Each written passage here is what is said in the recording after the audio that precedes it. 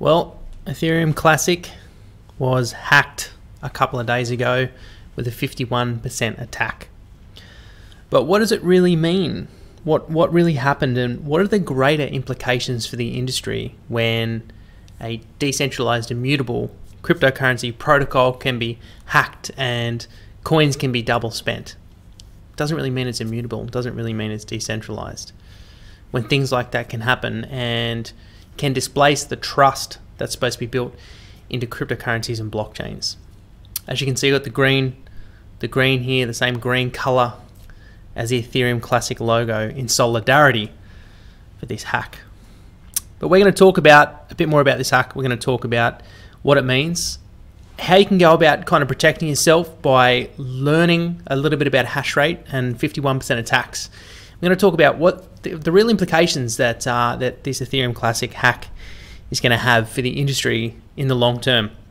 So stick around and let's get into the video.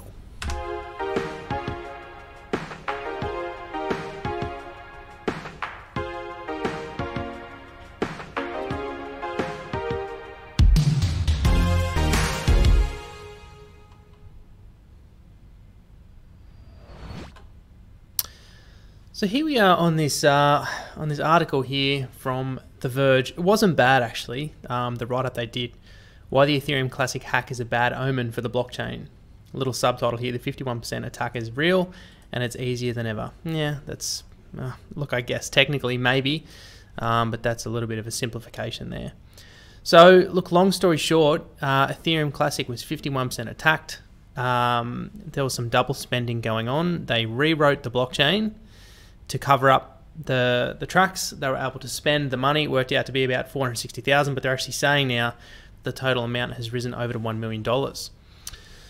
So, you know, what does this actually mean when these blockchain protocols can be attacked in this way, and then these double spend attacks can happen?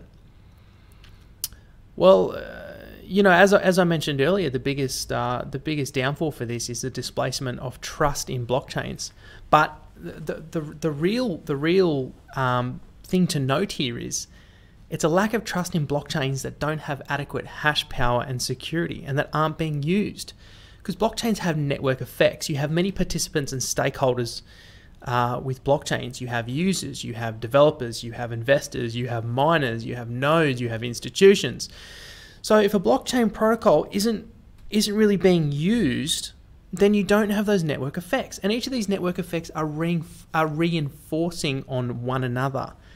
And that's why it is incredibly important when you're looking at different cryptos to buy and to hold, to consider how all these network effects are taking place and to ensure that there is a strong and growing ecosystem around that particular coin. Now, you know, the interesting thing about Ethereum Classic is this is the old Ethereum, right? So Ethereum forked after the DAO hack. Now that's a whole separate issue really to talk about. You know, the modern Ethereum was a change from Ethereum Classic, but then, you know, there was some consensus to keep supporting Ethereum Classic. But the thing is, it's just not really being used. It's not really being used. No one's really using it. So, you know, why it has the market cap that it does, why it has the support that it does, I mean, you know, I struggle to really understand that. And, you know, when we look at the price, it's barely reacted to this news. It has barely reacted to the fact that the blockchain was reorganized and there was a double spend attack. You know, it's pretty surprising. You know, when you come to the Ethereum Classic website, you know, where are the dApps? You know, what's actually happening? What's actually happening with Ethereum Classic? And I'm not just trying to be critical against Ethereum Classic. What I'm trying to identify is where's the action? Do you know what I mean? Like, when we come back to those network effects, a cryptocurrency can be attacked if the hash power is low. Why is the hash power low? Because there aren't a lot of miners supporting it. Why aren't there a lot of miners supporting it? Because it's either not profitable or they don't see long-term appreciation in the coin. And that's due to the network effects. Are people using it? Are people building applications on it? Is the coin actually being used? Does it actually have a use case? Does it have supporters? Are there a lot of very clever developers working on the source code. These are very, very important factors. But it actually shows, like this 51% attack, this has happened several times. We had a number of attacks in 2018, 5 successful 51% attacks. You know, so this thing is starting to happen more and more. And what is going to happen is, as the cryptocurrency ecosystem, as the industry appreciates over time, you're going to see more and more of these kind of threats as more protocols come under attack that aren't being used, that don't have the hash power, that don't have the network effects. Especially if the hackers can get away with a quick dump of the coins, then they're getting it at market rate. They don't care if the blockchain suffers reputational damage afterwards. And this is the crazy thing about certain protocols like Bitcoin. If Bitcoin was to be 51% attacked, hackers might get away with short-term gain, and technically it's infeasible anyway, but hackers might get away with short-term gains, but in the long term, it's not worth it. It's economically infeasible for them, because the long-term value proposition for Bitcoin is so great that it's economic suicide to attack the protocol. Do you know what I mean? It doesn't make sense to break the trust that Bitcoin has earned over 10 years of operation without a successful hack, or without a successful 51% attack, I should say, to be more clear. But look, here's an interesting one I want to point out, because we did a SWOT review of Verge. Actually, look, let me just rewind. So Verge back in 2018 was subject to 2 51% attacks. And the coin suffered, but this was still when there was a fair bit of hype and speculation around Verge. But hackers were able to exploit one of the, or 2 of the 5 hashing algorithms this protocol was using. 5.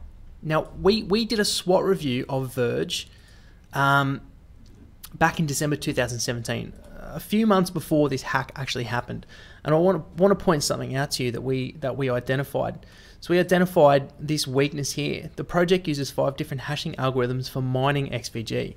The issue with this is certain algorithms may be feasibly easier to mine than others due to changes in computational resources. There is also rumors that the recent hack on Verge was due to a miner exploiting one of the algorithms. We added that in when we updated this post, but if you watch the video that we did, that you can see was actually published on the 26th of December, you will see that weakness is mentioned. Now, why did I mention that when I did the SWOT review? Is it because I'm a blockchain security expert? No, it's not. What it was I was seeing some misleading information in the Verge documentation. I saw an overly complicated system design, system architecture, five hashing algorithms, and I just thought, this is just not somewhere that I'm safe, that it's safe for me to put my money. And that's really how these different protocols have to be looked at from a risk perspective. It's certainly not saying, you know, you don't have to be really scared now and think that all these protocols are going to be attacked and hacked and all the rest of it.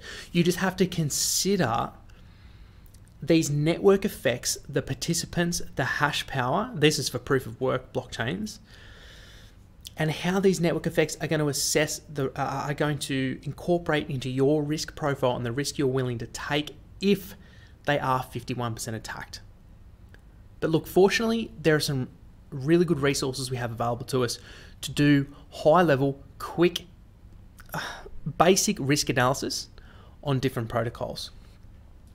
But firstly, I just want to show you something really interesting. So here we are over on Ethereum Classic hash rate historical chart. This just shows the amount of hash rate over time that has been contributed to Ethereum Classic. Now, again, hash rate is the amount of computational resources mining a cryptocurrency at any one point. The more hash rate there is, the more an attacker has to gain control of to successfully place a 51% attack. So when you have enormously high hash rate, it's basically impossible, because the amount of computational resources required to gain 51% of that hash rate is technically, or even economically, infeasible, unless you have a protocol that has a very low hash rate. So here we are looking at Ethereum Classic. Now, for comparison, let's overlay the Ether, the Ethereum hash rate over the top. So the red line is Ethereum Classic. You can see it's barely changed over the past year. It's actually had a very slight decline leading into late 2018, early 2019. Look how high Ethereum is compared to Ethereum Classic. So Ethereum is up near 300 terahashes. And down here, you've got Ethereum Classic sitting on around 8 to 9 terahashes. Again, this is what I come back to. What is Ethereum Classic being used for? I mean, what are people actually doing on it? This is what just surprises me, that it has, that it's ranked number 18 in terms of total market cap of global valuations. You know, I just kind of struggle to understand that. I'm not trying to be super critical against Ethereum Classic. I know there are people that have worked on it. I know that there are resources behind it, but what is actually happening with it? You know, why does it have that why is that market cap not correlated to the hash rate? Yeah, it's interesting. But look, for comparison, guys, let's look at the hash rate of Bitcoin. Okay, get ready for this. Look at that. Ethereum Classic and Ether are just a flat line. You can't even see them. This is the power. This is the monumental computational power due to Bitcoin's network effects that have got it to these levels. So Bitcoin right now, what's the hash rate right now over here on the right? Bitcoin, 44 exahashes. That's a lot of zeros. So these are the kind of things that you need to look at if you're considering moving capital. Well, look, this is what I would, this is what I would do, is consider the network security based on the network effects, based on how much hash rate, how much network participants, how many stakeholders are using a protocol, and why are they using it. Nothing even holds a candle to Bitcoin. Nothing even comes close. So here's a really interesting website that I stumbled across called crypto51.app. And what this does is it shows you kind of like a theoretical cost to conduct a 51% attack, but there's some really important things you need to know. What they've done to come up with this cost per hour, they've taken the cost to rent hash power from this website called NiceHash. NiceHash, you can essentially rent hashing power and use that to mine certain cryptocurrencies. So they've taken the price of hash power and then multiplied that by 51% of the hash power of certain protocols to give you kind of an estimated price. But this last column here, NiceHashable, that's basically saying, well, what percent of available hash power does NiceHash have that could theoretically even be used? So when it says 0%, that's saying NiceHash doesn't even have 1% of the hash power available to attack Bitcoin. That's how much hash power Bitcoin has. So even though theoretically it would cost $356,000 an hour to conduct an attack on Bitcoin, NiceHash doesn't even have 1% of available hash power to even start an attack. So look, it's pretty interesting. Take it for what it is. It's just a theoretical tool. It's just a very basic tool to use to I guess put some perspective on these attacks. So Ethereum, $100,000 an hour, but NiceHash has only got 5%. And again, this comes back to how much more hash rate Bitcoin has. We go to Litecoin, 7%, 24,000, and you can see just how quickly it starts to drop. So look at Ethereum Classic. Only $4,700, and NiceHash has 97% available hash rate. Comes down to network effects. Why are miners mining it? Why are users using it? Is there any action happening on that protocol itself? So look, what are the greater effects that this could have on the industry? Well, overall, it's not good, because what we're going to find is over time, as this industry appreciates and grows, there's going to be a greater knowledge gap between people that understand the technical fundamentals of cryptocurrency protocols and those that don't. And much of the information coming into the space is coming from people that don't have that fundamental understanding. Why? Because it's very complex and takes a long time, you know, hundreds of hours of study, of grinding to truly understand this space. Over time, as more people come in, as we see more and more bull runs over time, as more people come in, that gap, that knowledge gap is going to grow further and further.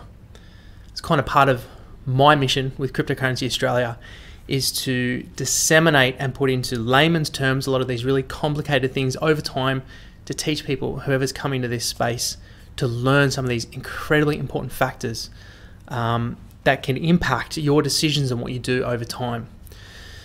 So the Ethereum Classic hack, you know, what does it really mean? Well, it breaks trust, because people are going to say, oh, blockchains are vulnerable, or protocols are vulnerable, or cryptocurrencies are hackable, which is both technically true and not technically true. So, you know, it's not good. This isn't good, but be warned, this will happen more and more as this space appreciates, as more protocols, as more startups try and build their own protocols and don't have enough support, enough network effects to protect themselves. Perhaps proof of stake and other hashing algorithms will be the solution. But then you have, you know, some protocols that use proof of stake have only a limited number of nodes. They've only got 101 nodes or something like that. And then you need to come up with other ways of validation to get as many nodes to ensure that it's truly decentralized. You know, there's a lot of factors. And ultimately, guys, this is an indicator of how early we are. We are so early. We're so early. I know the industry as a whole is 10 years just based on Bitcoin. But really the truth is that this industry is really only a couple of years old, because the industry was really kind of flourished with the introduction of ICOs that came off Ethereum. Ethereum was only launched, you know, 2014. ICOs really only kicked off in 2017, early 2017, and then an influx of new participants came into the industry. So really, I would say 80% of the industry is only 2 years old. The other 20% is the full, you know, 6, 7, 8, 9, 10 years old. So we're very early. I suspect a lot of these things are going to happen in the future. Just have to be prepared, have to cover yourself from a risk perspective, spend the time learning, as hard as it is, spend the time learning, soaking in as much information as you can, and ultimately protect yourself. So that's it for the video, guys. Hope you enjoyed. If you did, likes always appreciated. If you're not subscribed, make sure to smash the button. Let me know what you think in the comments. Give me your thoughts. Were you bullish on Ethereum Classic? What do you think? Do you think it'll survive? How do you think the reaction is going to be? Is this just going to die off really quickly? Are people just going to forget about it? It's going to be like, oh, whatever. Or do you think this is going to have a long-term impact? Genuinely interested in your opinions. Thanks again, guys. See you in the next one. Cheers.